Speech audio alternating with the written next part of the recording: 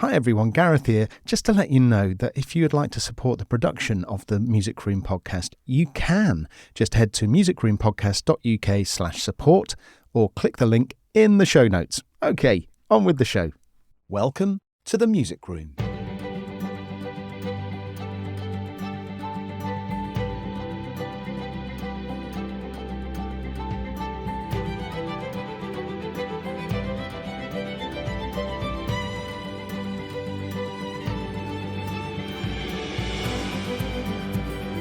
This time in the Music Room.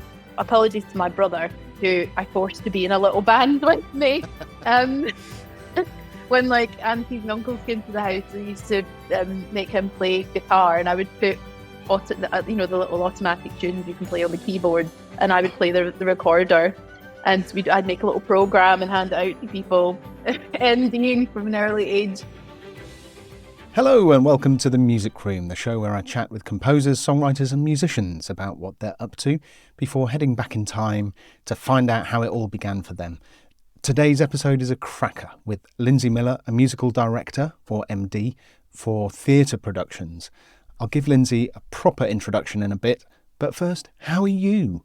I hope 2023 is going as planned, and if not, you're still getting creative, whether that's on a personal or professional project. I'd love to know what you're up to, so get in touch. You can follow the Music Room on Instagram or even join our lovely little community on Facebook. It really is lovely, and tell us there. And if you're in that community, hi, I'll be back in a bit. Anyway, if you look in the show notes to this episode, you'll find the links to everything Music Room. Otherwise, just head to musicroom.community and you'll find everything there too. Rhino, it's time for some music stories.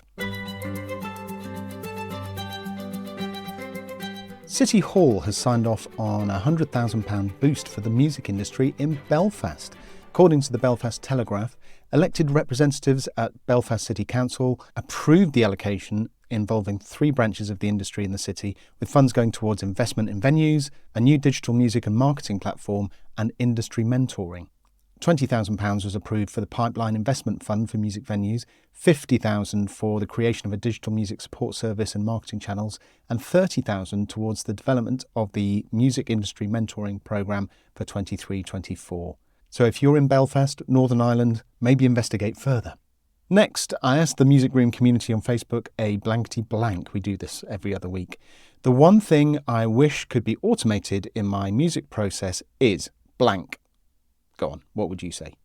Valere Speranza says mixing, mastering, producing the 30 seconds, 15 seconds edits and filling in the metadata.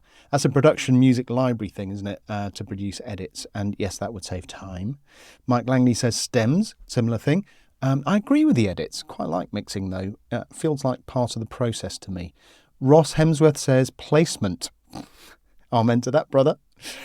Jamie Salisbury, conforming to new picture edits. That would be great. So when you're writing to picture, you line up the music to when scenes change and everything. So if the editors send a new edit, it can take ages to adjust all the fine timings that you already have.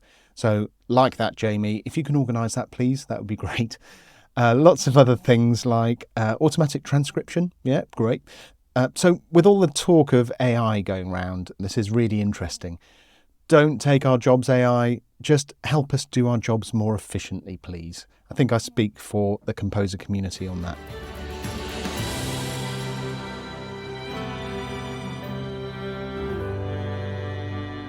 Lindsey Miller has worked in the theatre industry as an MD and keys player for 13 years. She's also a composer, arranger, orchestrator and keyboard programmer. She's been musical director for the 2023 Royal Shakespeare Company's production of Julius Caesar. The production played the Royal Shakespeare Theatre at Stratford-upon-Avon before embarking on a 9-week UK tour. Let's get into it. Lindsey Miller, welcome to the Music Room. Thank you very much. Good to be here. Very welcome. This is the second time we've been on a podcast together. The first time you were talking about the book you wrote about your experiences in North Korea. That's right. Just on the social media, they all say, I'll let that sink in for a minute. But I'll put a link in the show notes to that episode because it was really fascinating and it shows a different side to your creativity. But today we talk about your music. You've just finished MDing a tour with the RSC around the UK. I have. Amazing. How did that go? It was great. Yeah, good. It's been a 6-month contract, this one. So we started rehearsals in January and an 8-week rehearsal process and with our director, Autry Banerjee. So he was directing first time, I think, on major production at RSC in the Royal Shakespeare Theatre. And yeah, very exciting young company. And what's quite nice about working at the RSC as an MD and as a musician, whether you write music yourself or not, is actually getting to work with composers who come in and create a brand new score for each show. And it's quite Wow. amazing that I think the RSC and the National are one of the only sort of two remaining big houses left that commission new music for all of their production. So that's part of actually the major reason why I enjoy working there is getting to work on completely new music and being able to feed into that in an MD is really exciting and is a lot more exciting to me than the sort of other work I'd sort of done earlier on, which was a lot more kind of working on pre-existing material. I like the devising and creating process. So yeah, it's been great. Yeah, 6 months. Yeah. Yeah. And if you follow Lindsey on Instagram, which I do, and by the way, the best stories, just they'll make you smile. Go and follow her. It's lots of puppy and dog content. Oh, lots of dog content. Yeah. Yeah, yeah, it's just very uplifting to read those. Oh, that's good. What was my point? Oh yes, you were posting your various locations where you were staying and performing. Did you have a favorite? There was a favorite show or a favorite place that you stayed? I really liked Newcastle. I really loved Newcastle as a city. It was quite special to go back there actually because the last time I had been there was February 2020, just as the first lockdown was called and COVID was kicking off. And I was there with the RSC actually doing 3 shows in rep. And we were doing 2 weeks in each venue and we just opened the second and we were in the middle of picking the third, about to open that. And the lockdown was called and all the theatres closed. And then all of us were going, what do we do? And then the next day was on a train back home. So I hadn't been to Newcastle since then. So it felt really odd being back there in that theatre and going, gosh, the last time I was in here was on that snap goodbye, and can I hug people that I've spent the last year and a half of my life with, but it was great. We got to do the whole week, but I really like the audiences there. They're really up for it and really curious audiences as well. And quite courageous actually with the kind of things that they like to go and see and the discussions they have about shows. Yeah, I think Newcastle is definitely up there.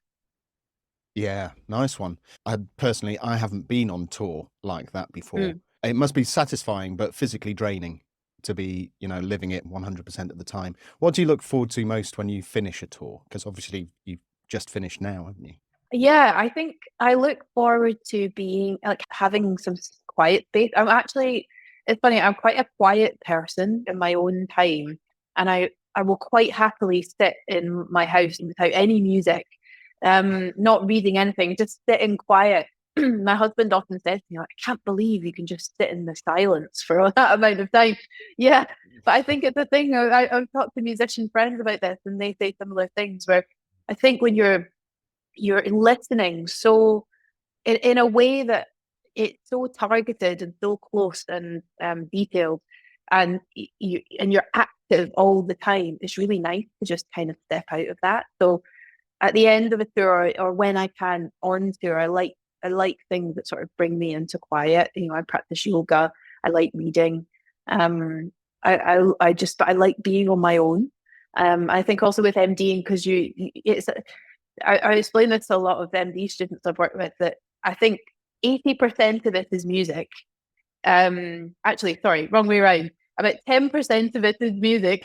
About 75 is people management, and the rest is emails. And Right, and wow. it's really being around managing people, working with people. So having time to yourself, I think, is really important. So that's kind of the main thing I really look forward to. That's fantastic. Well, now we've talked about the tour. Are you ready to go back in time? Let's do it. So here we are back in time. So Lindsey, how young were you when you first became aware of music?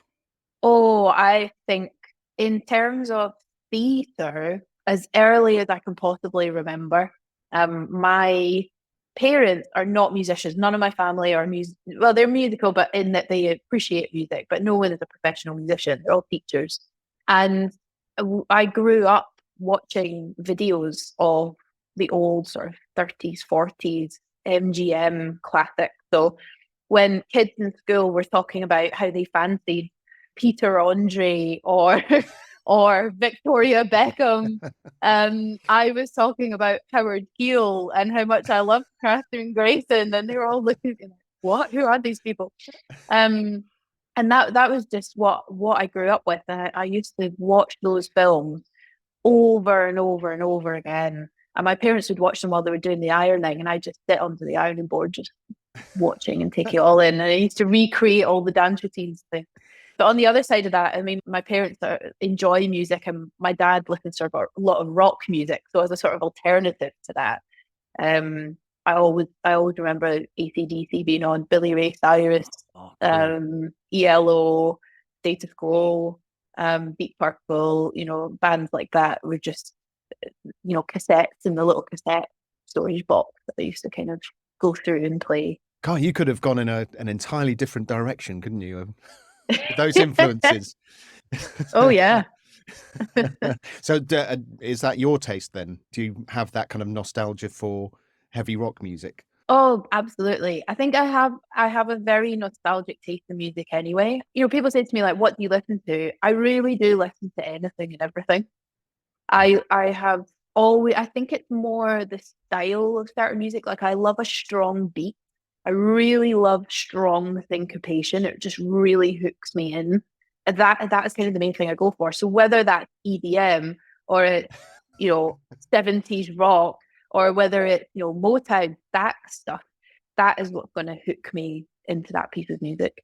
Interesting. Yeah, a lot of people say melody, and especially Mm, composers will say melody. So it's really interesting to hear mm. from someone who has the same effect with rhythm. So that was at home. Were you going to the theatre as a youngster, or what really tuned you into the potential of actually learning an instrument, or anything like that? I mean, I didn't learn, so I play piano. I didn't start learning until I was about 7. So I was, a little older, I think, than a lot of other sort of peers that I've spoken to. But theatre was, I feel very, very lucky. And it's a big part of the reason why I feel very passionate about getting young people into the theatre is that I wanted to see a musical. I'd seen so many on the television, Ah, and I used to recreate all the dance routines, and I could I still the sound of those scores. I remember every little clarinet, little bit, and every harp lick, and it just it's just in my muscle memory. And my parents every year for my birthday would buy theatre tickets, and we would go through to Edinburgh or through to Glasgow and go see something. So it could have been anything from like a local amateur group, that were putting on a production of something, or the touring version. I remember going to see Miss Saigon, and that was a big sort of turning point for me. But we always went every year. My birthday's New Year's Eve, so there was always kind of a lot of shows on at that time. But yeah, I feel very lucky that they did that, and that was where I became quite curious about what else went on in the theatre, not just on the stage.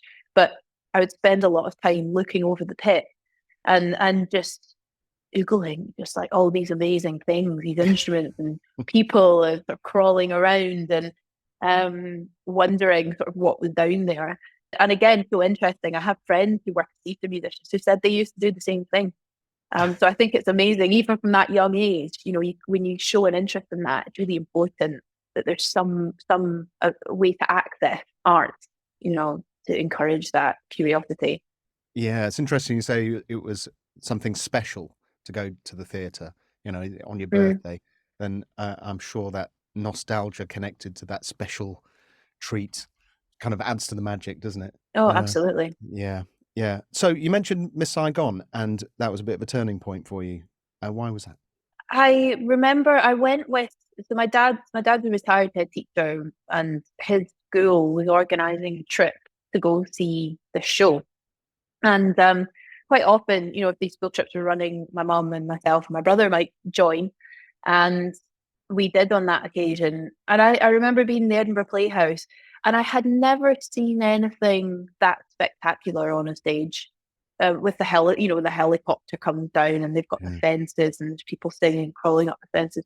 And I hadn't ever seen anything that was based on, a real situation which had happened, with that war. And there was really something very powerful about it. I'd been to see I remember going to see a couple of operas afterwards, but I think it was the first thing I'd seen that had been really sung through the whole play. And that the music just felt like this enormous character in itself that I really hadn't maybe appreciated as much in other things I'd been to see. Where for me, the emphasis had been on what I was seeing, whereas that was about how it felt. And I remember feeling it in the auditorium with the subs going and the strings. And at that time, that was when there was a much bigger touring orchestra as well. I don't remember how many, but it was I remember it quite sizable. So I think that was a lot to do with it. Yeah, there's something about the community of watching something, with a load of other people as well, and feeling that electricity in the room, isn't there? You can feel it at certain gigs and things like that, where it's just really special. So when you saw Miss Saigon, had you already started your own musical learning at that point, or was it something that spurred you on to learn the piano, or how does that all fit together? I think I'd been learning piano for a couple of years. I think I was about 10. I was certainly still in sort of end of primary school, so I think I was about 10, 11 years old. And I'd been playing piano for a couple of years, and I was enjoying it. But the thing I found with it was that I didn't like practicing. And the reason I didn't like practicing was because I didn't so much. Oh, it's so boring. People who say they enjoy practicing before the lesson. But my parents are really good because we didn't have a big piano. I had a little Casio keyboard is what I practiced on at home. Right. And on the kitchen table chair. And that was what I practiced on. And my parents forced me to practice, and they would sit and watch me, and they'd go, right, 30 minutes scales and arpeggios, 30 minutes pieces. And they would time me and watch and make sure I did it, because I would try and talk my way out of it. Just sit and have a chat. And so they were quite good at forcing me to practice. And I'm really glad they did. But I think a big element of it wasn't just because you're building the skills you're learning the rules to then take them apart. And I wanted to take them apart because I'd seen all these amazing things, and I was like, I just want to do that. But it was the community element of it was what was missing. And when I remember my first piano teacher had a little concert for all her students in a little town hall, and I played a piece in front of people. And it wasn't a lot of kids, say, oh, it was great at the end. I got to stand up and take a bow and everyone clapped. For me, it was actually being able to listen to other people and be in a room where other people were doing that thing too. And I really wanted to play with other people. I didn't want to sit on my own in my house. I wanted to go collaborate, and I didn't know that at the time. I do now, and I can totally see the signs of that now. But that really would have motivated me, I think, if I'd maybe been in a little band or something. And I did, apologies to my brother, who I forced to be in a little band with me. When aunties and uncles came to the house, they used to make him play guitar, and I would put the little automatic tunes you can play on the keyboard, and I would play the recorder, and I'd make a little program and hand it out to people, envying from an early age. Yeah. But yeah, and just again things like that it's interesting looking back at that stuff and going, oh yeah, there's signs there of that natural kind of, again, instinct to collaborate and be in a group and boss people around, and make new music, to perform for people. It's interesting you're saying, the opportunity to play with other people, that's what you really wanted. I started on the cello. I played the piano as well, but I started on the cello, and that it was almost a condition of getting lessons from the school that you attend orchestra. So Hmm. that you didn't even think about it. It was just you were shoved into that situation where you're playing with other people, which I'm incredibly grateful for in a sense, because I probably wouldn't have sought that out. But I suppose on the piano, you had to actually seek out those opportunities to play with other people. I hadn't really thought about that before, but it's different for pianists, isn't it?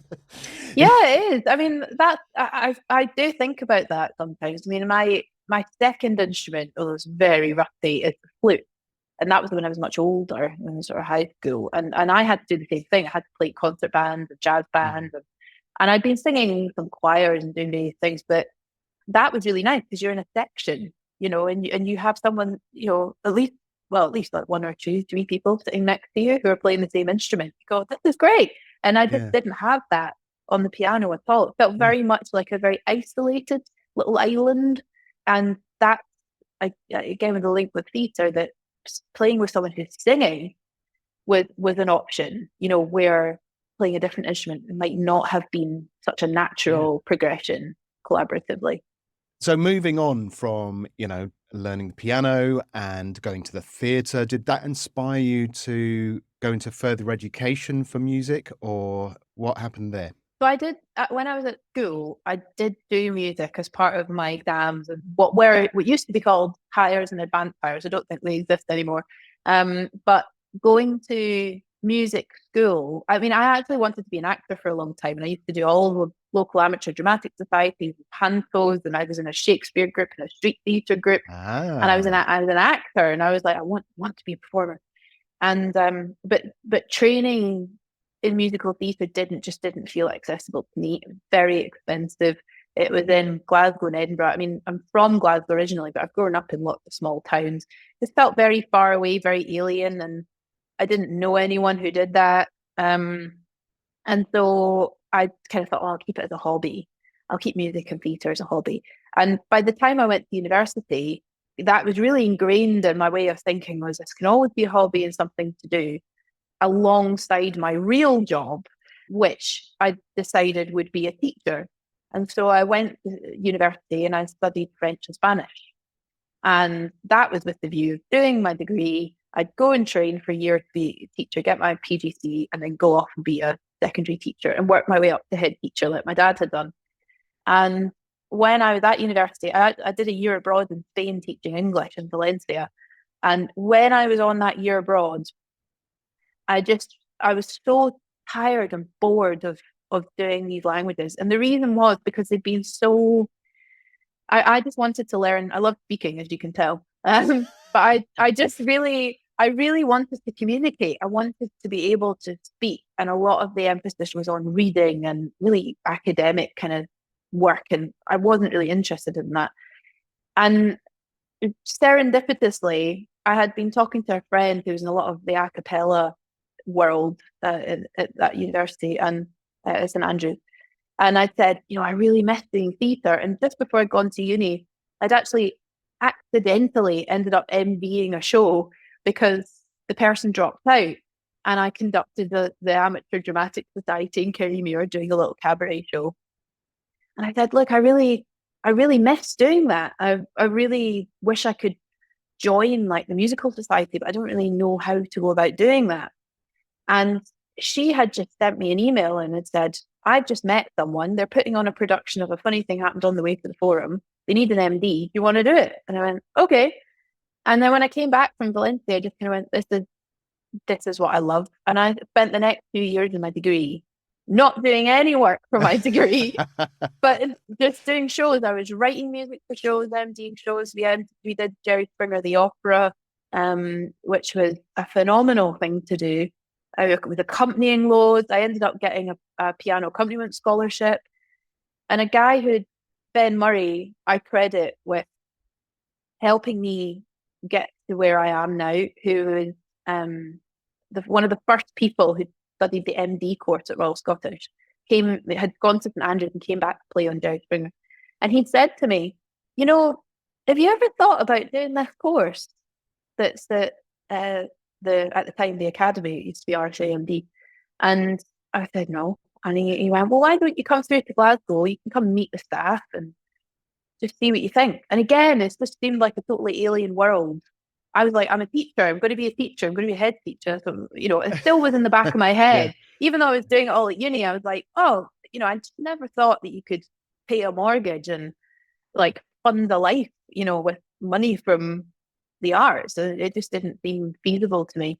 But I went through to Glasgow, met the staff, and Ben was so kind and let me sit in on a lot of his classes. And I remember sitting on the steps of RCS and drinking a coffee and I was so emotional.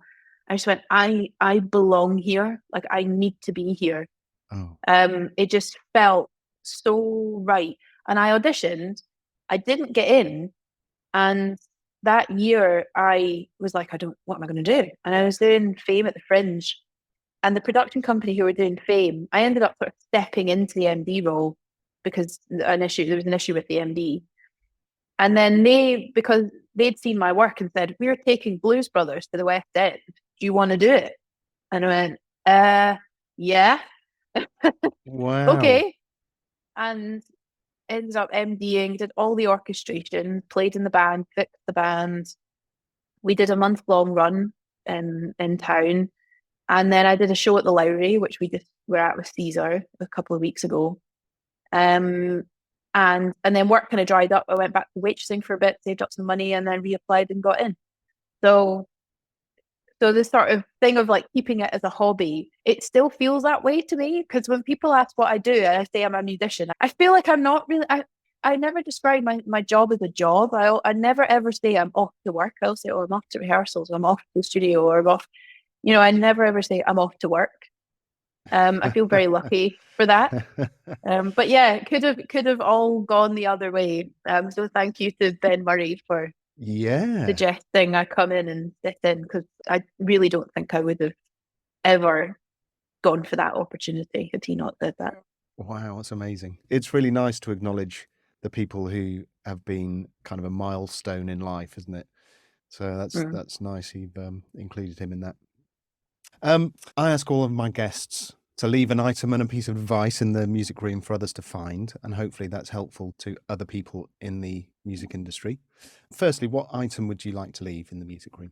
I would leave my old Casio keyboard Yay. in the music room. And I wish I could remember the model. It was from Argos that I got for Christmas one year.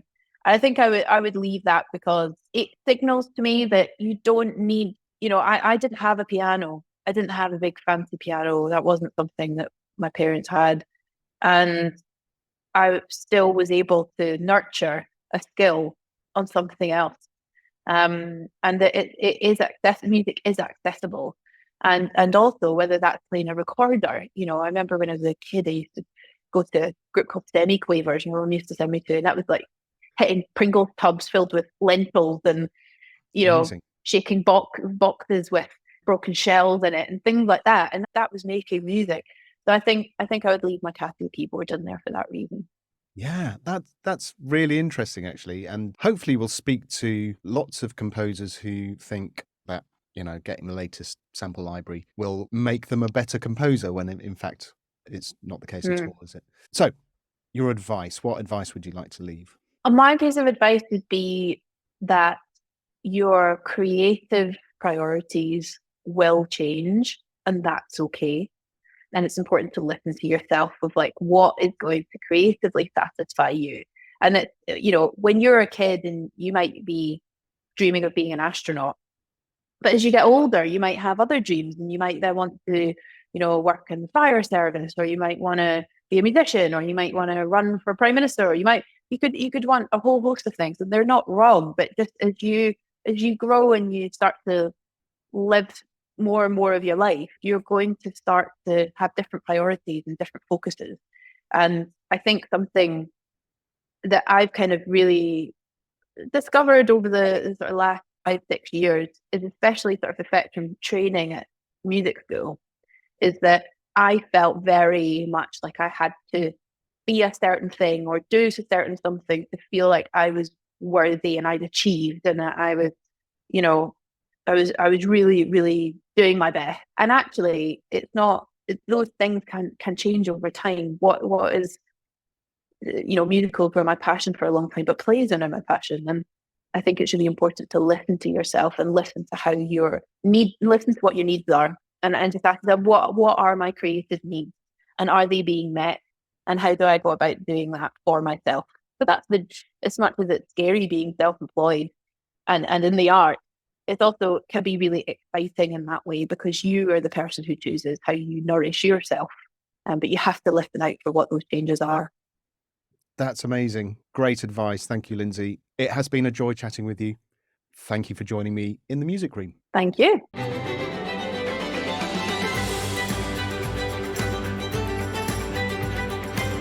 Thanks for listening to the Music Room podcast today. If you'd like to know more about the show or the community that surrounds it, head to musicroom.community. The link is in the show notes.